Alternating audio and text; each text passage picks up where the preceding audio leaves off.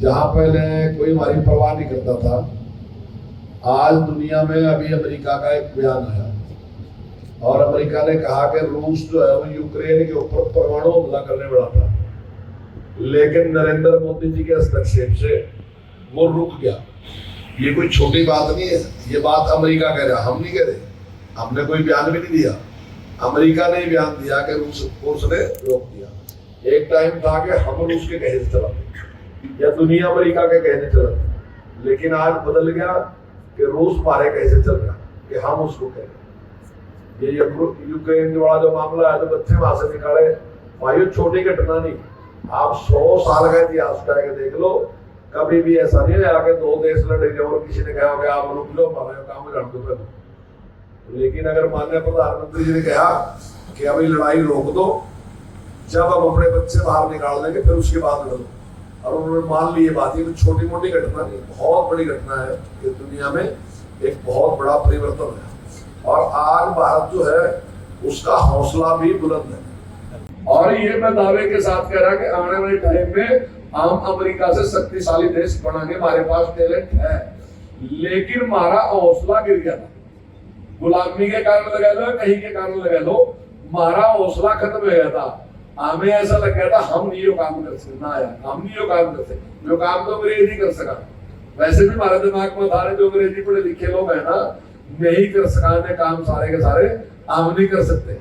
लेकिन आज देश का हौसला बुलंद है, आज देश कह रहा कि हम सारे काम ने कर सका, हमारे पूर्वजों ने काम करे, हम दुनिया की सबसे बड़ी आर्थिक ताकत रहे। और अगर हम पिछला भी हिसाब लगावा ना, 100-150 साल पहले ही हमारी जो मुद्रा थी ना वो सबसे महंगी थी, और अगर हम 200-250 साल पीछे जाना तो देश दुनिया का सारा जो व्यापार था ना उसमें से 35-40% केला भारत का था, सारी दुनिया एक अरब और हम केले ऐसा नहीं है। लेकिन ये तो ठीक है कि बीच में कुछ ऐसा दौर आया, लेकिन दोबारा फिर हौसला बुलंद है और दोबारा फिर हम निश्चित तौर से इसके लिए क्या है कि मुखिया के ऊपर डिपेंड है।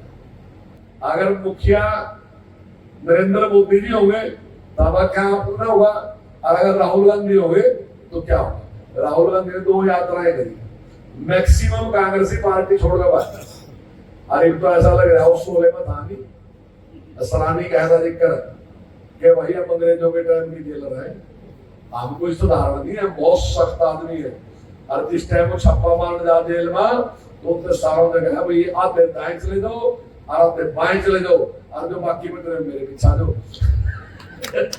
तो थोड़े दिनों में जो हाल कांग्रेस का होने वाला, राहुल गांधी के पीछे कोई बचने वाला नहीं।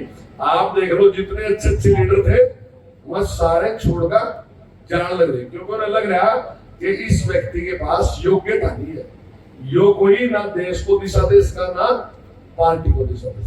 तो भाई मैं तो आपसे ही प्रार्थना करूंगा कि आप अपना पूरा सहयोग समर्थन आशीर्वाद भारतीय जनता पार्टी को दें, यहाँ से दत्ता कटारिया जी को चुनाव जिताएं और नरेंद्र मोदी जी को प्रधानमंत्री बनाएं।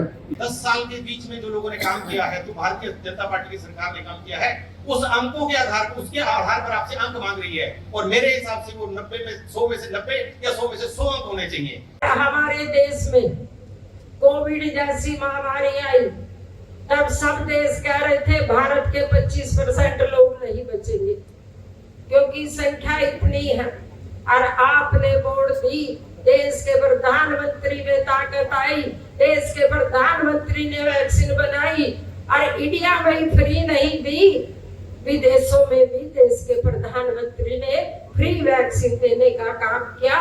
ये गारंटी आपके वोट की। अमेरिका का राष्ट्रपति लेने आता है, उनको एयरपोर्ट पर रिसीव करके ले जाता है, खुद गाड़ी चला कर ले जाता है, और व्हाइट हाउस में जाके कहता है श्रीमान जी मुझे ऑटोग्राफ दीजिए। ये ताकत है आपके को।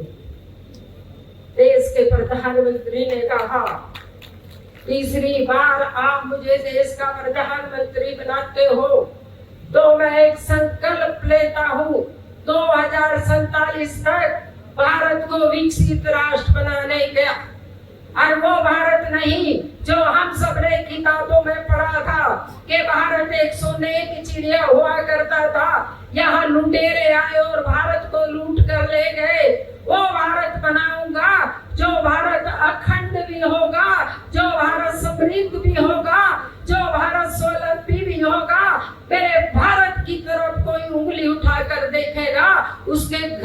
घुसकर मार कर आएंगे। देश के प्रधानमंत्री नरेंद्र मोदी जी सर्जिकल स्ट्राइक कर, और 10 साल में आपकी वोट की ताकत के कारण हमारा एक सैनिक अभिनंदन नाम का पाकिस्तान में चला गया था। नरेंद्र मोदी जी ने कहा कि आप इसको 24 घंटे में भारत भेज दो, नहीं नक्शे से पाकिस्तान मिटा देंगे। आप सबकी वोट के कारण 24 घंटे के अंदर ही हमारा अभिनंदन भारत में अपना अभिनंदन करा रहा था। ये ताकत है आपके वोट। 25 मई को एक ही काम करना है सबने, कि नरेंद्र मोदी जी की राम राम लेके हर घर में जाना है और एक ही बात कहनी है कि 22 जनवरी को जो अयोध्या में जिसने राम लला की प्राण प्रतिष्ठा की थी, जो राम को लाए हैं, हम उनको लाएंगे। तीसरी बार जब देश के प्रधानमंत्री शपथ लेंगे तो उसमें एक कमल अंबाले का होना चाहिए।